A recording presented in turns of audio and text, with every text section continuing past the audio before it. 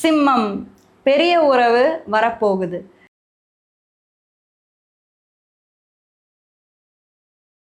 August மாத கிரகநிலை அடிப்படையில் நம்ம பார்க்கும்போது மற்ற கிரகங்கள்லாம் எப்படி இருக்கு, அதாவது எந்த ராசியா வேணாலும் இருக்கட்டும், பட் கிரகநிலைகள் எப்படியெல்லாம் அமர்ந்திருக்காங்க அப்படின்றத நம்ம பார்க்கும்போது முதல்ல செவ்வாய் எங்க இருக்காரு, அதாவது செவ்வாய்ன்றது மிக முக்கியமான ஒரு கிரகமா நம்ம வந்து பார்க்கப்படுறோம். அந்த செவ்வாய் பகவான் இந்த ஆகஸ்ட் மாதத்துல மிதுன ராசியில சஞ்சரிக்க போறாரு. அடுத்து 3 முக்கியமான கோள்கள், அதாவது புதன், குரு, சூரியன், இந்த 3 முக்கியமான கோள்களுமே எங்க இருக்காங்கன்னா கடக ராசியில உச்ச குருவோட அமர்ந்திருக்காங்க. அடுத்து கேது தான் மிக முக்கியமான கிரகமா நம்ம வந்து இந்த மாதத்துல பார்த்தே ஆகணும். ஏன்னா இந்த கேது கிரகத்தோட வேற எந்த ஒரு கிரகமும் சூழலை இந்த மாதத்துல. ஏன்னா அடுத்து வரக்கூடிய இந்த செப்டம்பர் மாதத்துலலாம் நம்ம பார்க்கும்போது கிரகணமானது ஏற்பட போகுது. பட் அதுக்கு முன்னாடி கேது பகவான் இந்த மாதத்துல தனியா தான் அமர்ந்திருக்க போறாரு. அடுத்து சுக்கிரனோட இணைவு, அதாவது இந்த டைம் பீரியட், இந்த ஆகஸ்ட் மாத டைம் பீரியடுக்கு முன்னாடி வரைக்கும் நீங்கள் பாருங்கள், இந்த சுக்கிரன் கேதுவோட இணைவு வந்து ரொம்ப ஸ்ட்ராங்காக ரொம்ப நெருக்கமாக இருந்தது. அதுக்கப்புறம் போக போக இந்த செகண்ட் வீக் ஆகஸ்ட்டுக்கு மேலெல்லாம் நம்ம பார்க்கும்போது அந்த கேதுலேருந்து பிரிஞ்சு சுக்கிரன் கன்னி ராசியில், அதாவது தன்னுடைய நீச்சமாகக்கூடிய கன்னி ராசியிலிருந்து மீன ராசிக்கு தன்னுடைய உச்ச பார்வையை செலுத்துறாரு. அங்க என்ன ஒரு பிரச்சனை இருக்கு, பிரச்சனைன்னு கூட சொல்ல முடியாது, பூகம்பம் அப்படின்னு கூட சொல்லலாம். ஏன்னா சனி பகவான் மீன ராசியில கடந்த ஒரு 1.5 வருஷமா வந்து அமர்ந்திருக்காரு. 1.5 வருஷமா அமர்ந்திருக்கக்கூடிய இந்த சனி பகவான் இப்போ இந்த கோச்சாரத்துல மாறக்கூடிய இந்த சுக்கிரனை நேருக்கு நேர் வந்து பார்க்க போறாரு. ஸோ ரொம்பவே பவர்ஃபுல்லா அமையக்கூடிய ஒரு விஷயம். ஏன்னா ஒரு பக்கம் வந்து பார்த்தீங்கன்னா நீச்சமான ஒரு சுக்கிரனோட அமைப்புல சனி பகவான் அவருடைய நெருங்கின ஃப்ரெண்டு, ரொம்ப க்ளோஸான தோஸ்துன்னு கூட சொல்லலாம்.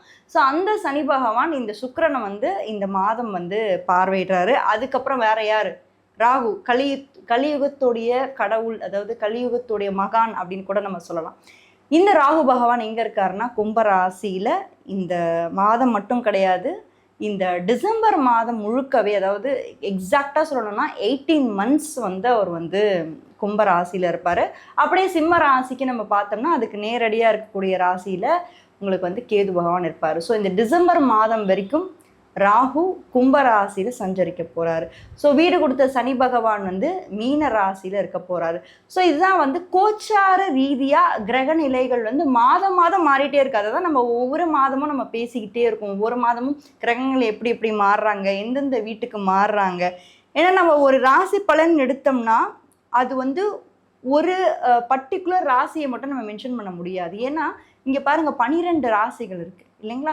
ஸோ 12 ராசிகளும் 9 கிரகங்களும் இருக்கு. ஸோ அவங்க மாதம் மாறுவாங்க. மாதம் மாறக்கூடிய கிரகங்கள்னு சில இருக்கு, வருடம் மாறக்கூடிய கிரகங்கள்னு சில இருக்கு. ஸோ நம்ம ராசி பலன் பார்க்கும்போது ரெண்டுத்தையுமே எடுத்து தான் பார்க்கணும். ஸோ வெயிட்டேஜ் வந்து ரெண்டுமே இருக்கு. ஸோ நிறைய பேர் பண்ற தப்பு என்னன்னா, ராசி பலன் பார்க்கும்போது வெறும் ராசிநாதன் மட்டும் பார்ப்பாங்க, சனியை மட்டும் பார்ப்பாங்க, சுக்கிரன் அப்படி கிடையாதுங்க.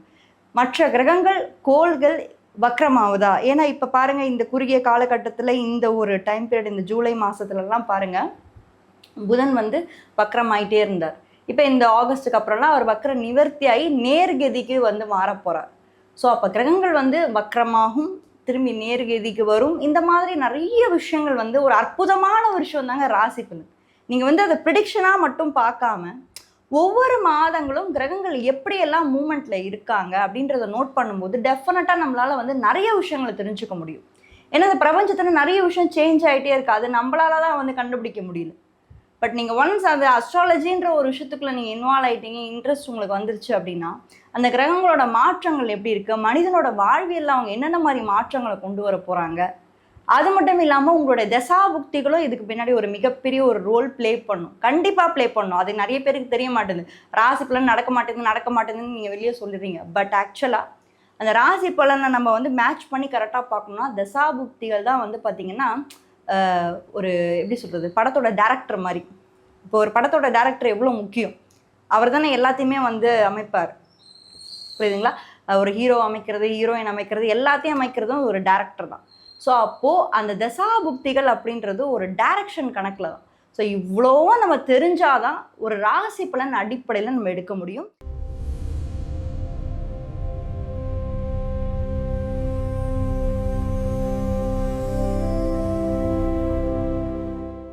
சிம்மராசியை பொறுத்த வரைக்கும் இந்த ஆகஸ்ட் மாசத்துல என்னதாங்க நடக்க போகுது? ஆல்ரெடி நம்மளுக்கு அஷ்டம சனி படாத பாடு. இந்த மாசத்துல ஏதாவது ஒரு சேஞ்சஸ் வருமா? வாங்க தெரிஞ்சுக்கலாம். அதுக்கு முன்னாடி நீங்க நம்மளுடைய சேனலை பார்த்துட்டு இருக்கீங்க அப்படின்னா மறக்காம சேனலை சப்ஸ்கிரைப் பண்ணி வச்சுட்டு தொடர்ந்து உங்களுடைய ஆதரவை கொடுத்துட்டே இருங்க. உங்களுடைய ஆதரவு ரொம்ப பெரிய ஒரு முக்கியமான ஒரு பங்கு வகிக்குது நம்மளுடைய சேனலோட growth-க்கு. இதில் மிக முக்கியமான ஒரு விஷயமா நம்ம பார்க்க போகிறது என்னன்னா, இந்த டைமில் சிம்மராசியை பொறுத்தவரைக்கும் இத்தனை நாள் நேர்கதியில் இருந்த சனி பகவான் இப்போ வக்ரமாயிருக்காரு. First point. இதில் செகண்ட் பாயிண்ட் என்னன்னா, உங்கள் ராசிநாதனை 12ஆம் இடத்துல போய் மறைஞ்சிட்டார். யாரோட? புதனோட குரு. புதன், குரு, சூரியன் இந்த 3 கிரகங்களும் ராசிக்கு இப்போ 12ஆம் இடத்துல இருக்கிறது ஒரு நல்ல விஷயமா கெட்ட விஷயமா அப்படின்னு நீங்கள் கேட்டிங்கன்னா, இந்த டைம் பீரியடில் விரயங்கள் வர்றதுக்கான வாய்ப்புகள் இருக்குது. அதாவது பிஸ்னஸ் ரிலேட்டடாக நீங்கள் கொஞ்சம் கேர்ஃபுல்லாக இருங்க. ஏதாவது ஒரு பெரிய இன்வெஸ்ட்மெண்ட் பண்ணுறதுக்கோ இல்லை ஏதாவது ஒரு விஷயத்தை ஸ்டார்ட் பண்ணுறதுக்கோ இது ஒரு நல்ல மந்த் கிடையாது, நல்ல மாதம் கிடையாது. 12ஆம் இடம் விரயத்தில் இருக்குது. ஸோ ஒரு லாங் டிஸ்டன்ஸ் போகிறதுக்கான வாய்ப்பு இருக்குது. இப்போ நீங்கள் ஏதாவது ஒரு வியாபார ரீதியாக அதாவது தொலைதூரம் நீங்கள் எங்கேயாவது போயிட்டு வர்றதுக்கு வாய்ப்பு இருக்கே தவிர பெரிய இன்வெஸ்ட்மெண்ட் பண்ணி அதன் மூலமா கொஞ்சம் ஆதாயம் உங்களுக்கு இந்த மாதம் கம்மியாகும். ஏன்னா சனி வக்ரமாக இருக்கனால அவர் உங்களுக்கு லாபத்தை கொடுக்கறத கொஞ்சம் தடுப்பார் அப்படின்றத மட்டும் நீங்கள் மைண்டில் வச்சுக்கோங்க. விரயங்கள் வர்றதுக்கு வாய்ப்பு இருக்குது. ஹாஸ்பிட்டல் செலவு இல்லை அம்மாவுக்கு ஏதாவது உடம்பு சரியில்லைன்னு ஹாஸ்பிட்டலில் கொண்டு போய் சேர்க்குறது, அந்த மாதிரி வீட்டில் யாருக்காவது ஒரு ஹாஸ்பிட்டல் செலவு வர்றதுக்கான வாய்ப்புகள் எல்லாமே இந்த மாதத்தில் உங்களுக்கு அதிகமாக நான் பார்க்குறேன்.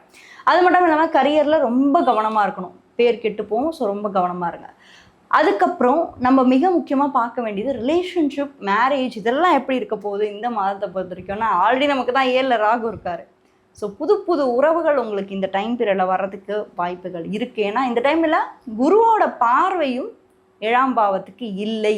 ஸோ ராகுவோட ஆட்டம் ஆரம்பிச்சிருச்சுரா அப்படின்ற மாதிரி தான். இனி நான் தாண்டி மாப்பிள்ளை அப்படின்ற மாதிரி ராகு ஃபுல்லாக ஆட ஆரம்பிச்சிருவார். ஏன்னா இந்த இடத்துல குருவோட பார்வையே இல்லாததுனால உங்களுக்கு வரக்கூடிய ஆட்கள்கிட்டே நீங்கள் கேர்ஃபுல்லாக இருக்கணும். ஏன் வராங்க, எதுக்கு வராங்க, உங்களை பயன்படுத்த வராங்களா, இல்லை உங்ககிட்ட ஏதாவது ஒரு ஆதாயம் அடைய வராங்களா அப்படின்றத கொஞ்சம் கேர்ஃபுல்லாக. ஏன்னா ராகு ஒரு மாயை. ஏதோ ஒரு விஷயத்துக்காக அது ஆதாயம் அடைஞ்ச உடனே அதுக்கப்புறம் பார்த்தீங்கன்னா கழட்டி விட்டு போயிடும். ஸோ எந்த மாதிரி பீப்புள்கிட்ட பழகுறீங்க அப்படின்ற ஒரு விஷயத்தையும் கேர்ஃபுல்லாக இருங்க. மேரேஜ்க்கான பாசிபிலிட்டி இருக்கா? நிறைய விஷயங்கள் என் ஃபேமிலியில் நடக்குமா, நல்லது நடக்குமா அப்படின்னு கேட்டிங்கன்னா, எஸ், இந்த டைமில் உங்களுக்கு 2ஆம் இடத்துல சுக்கிரன் இருக்காரு. ஆனால் நீச்சம் பெற்ற சுக்கிரன் அங்கே சனியோட பார்வை விடுது. குடும்ப ரீதியாக கொஞ்சம் இம்ப்ரூவ்மெண்ட்ஸ் இருக்கும். குடும்பத்தில் உறவுகள் வருவாங்க. இருந்தாலுமே அந்த இடத்துல நீங்கள் சமநிலையாக இருக்கணும். யாரையும் ஒசத்தவும் கூடாது, யாரையும் இறக்கவும் கூடாது. சனியோட பார்வை 2ஆம் வீட்டுக்கு விழுந்துட்டுருக்கு இந்த காலகட்டத்தில். சரிங்களா? ஸோ அதனால் நீங்கள் சமநிலையை கடைப்பிடிக்கணும். அப்படி கடைப்பிடிக்கும் போது மட்டும்தான் ஃபேமிலியில் உங்களை நீங்கள் உங்களுக்கு மண்டை குடைச்சல் வராது. ஐயோ யாராவது ஏதாவது நம்மளை பேசிடுவாங்களோ, நம்ம நல்லா தான் இருப்போம், நீங்கள் நல்லா தான் இருப்பீங்க, நேர்மையாக தான் இருப்பீங்க, கரெக்டாக தான் பேசுவீங்க. ஆனால் குடும்பத்தில் ஏதாவது ஒரு விஷயம் வரும்போது போய் முன்னே நிற்கிறேன்னு போயிட்டு கடைசியில் வாங்கிட்டு வருவீங்க. அதனால் கேர்ஃபுல்லாக இருங்க. சனியோட பார்வை 2க்கு விழுது. அடுத்து எஜுகேஷன், படிப்பு சார்ந்த விஷயத்தில் இதெல்லாம் சிம்மத்துக்கு எப்படி இருக்க போகுது அப்படின்னா, 5ஆம் இடத்துக்கு இப்போது குரு அவர் தான் இப்போ உச்சமாயிருக்காரு 12ஆம் இடத்துல. Excellent placement for foreign travel. So foreign travel கூட வாய்ப்பு இருக்குது. படிப்பு சார்ந்த விஷயங்கள் பார்க்கும்போது higher studies, foreign travel, any connection, அந்த கனெக்டிவிட்டி உருவாகுது.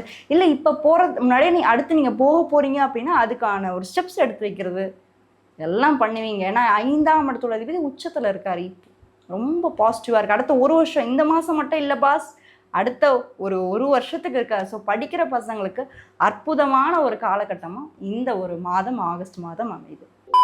யாராவது ஒரு ஃப்ரெண்டுக்கு இந்த வீடியோ நீங்கள் ஷேர் பண்ணி அனுப்பணும், இல்லை அவங்க வாழ்க்கையிலே இது ரொம்ப பெரிய ஹெல்ப்பாக இருக்கும் அப்படின்னு நீங்கள் நினச்சிங்கன்னா மறக்காமல் அவங்களுக்கும் ஷேர் பண்ணுங்கள். நீங்கள் என்ன ராசியில் பிறந்தீங்க, என்ன நட்சத்திரத்தில் பிறந்தீங்க அப்படின்றத கீழே மறக்காமல் கமெண்ட் பண்ணுங்கள். தேங்க்யூ.